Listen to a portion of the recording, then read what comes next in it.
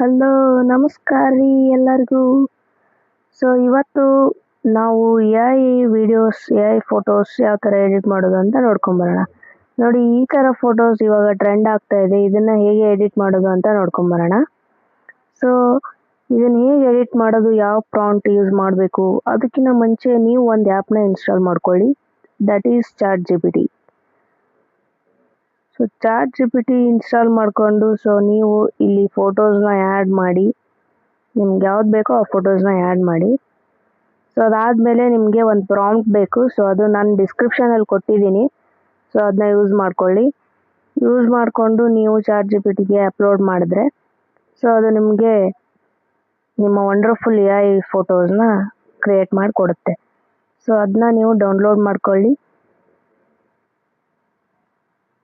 ನೋಡಿ, ಈ ಥರ ಎಷ್ಟು ಚೆನ್ನಾಗಿ ಕ್ರಿಯೇಟ್ ಆಗಿದೆ. ಸೊ ನಿಮ್ಮದು ಬೇಕು ಅಂದರೆ ಈ ಥರ ಕ್ರಿಯೇಟ್ ಮಾಡ್ಕೊಳ್ಳಿ. ನೆಕ್ಸ್ಟ್ ನಮ್ಮ ಚಾನಲ್ನ ಸಬ್ಸ್ಕ್ರೈಬ್ ಮಾಡೋದಂತೂ ಮರಿಬೇಡಿ. ಧನ್ಯವಾದಗಳು.